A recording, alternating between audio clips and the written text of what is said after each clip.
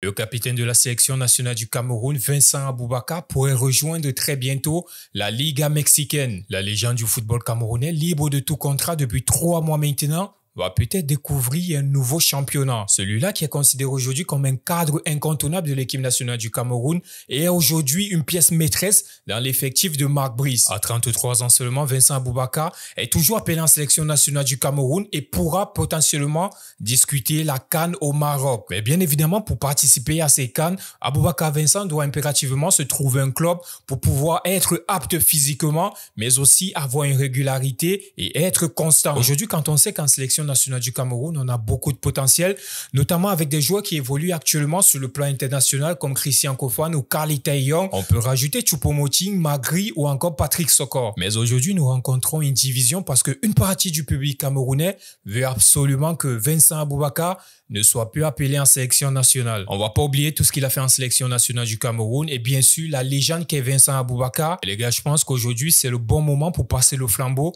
à ses petits frères. On prend compte aussi que Warda souffre légèrement physiquement, notamment de crampes.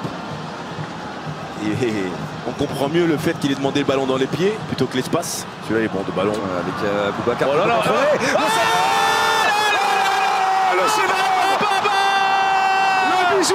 le bijou offert par Vincent Aboubakar. Quelle folie! Qui a complètement changé le visage des Camerounais dans ce match, dans cette finale. Et c'est lui qui vient marquer son premier but dans cette compétition et permettre pour l'instant... On se souvient tous de Vincent Aboubakar de la CAN 2017, de la CAN 2022 au Cameroun ou encore à la Coupe du Monde. Son but salvateur face au Brésil. Mais sincèrement, si on veut l'évolution de notre équipe nationale, nous n'allons pas rester dans cette nostalgie-là. Ça c'est au sélectionneur de faire son choix et sélectionner les 23 joueurs capables de représenter la sélection nationale du Cameroun dans quelques mois au Maroc. Et nous, on sera derrière pour soutenir cette équipe-là. Malheureusement, ça se passe au Cameroun lors du match des Interpools. Mintak FC face à Kumba City FC. Un arbitre s'est fait lyncher à la fin du match.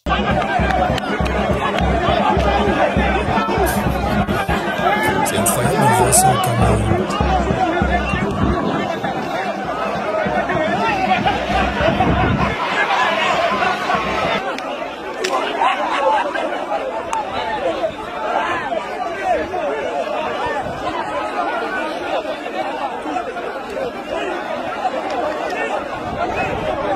Avec tous les efforts que le ministère et la Fédération camerounaise de football font pour que ce football soit développé, on assiste encore à ce genre de massacre. Oui, c'est un massacre parce que l'arbitre est sorti de là avec des blessures. Aujourd'hui, comment voulez-vous que le championnat camerounais puisse se développer si on assiste encore à ce type de drame? La Fédération camerounaise de football doit prendre ses responsabilités et aujourd'hui appliquer des sanctions sur le plan financier, mais aussi en bloquant l'accès au stade aux supporters de l'équipe qui posera de tels actes. Minimum 3 matchs ou 4 matchs de suspension. Le football camerounais va mal et j'espère qu'on sortira de ce trou très bientôt.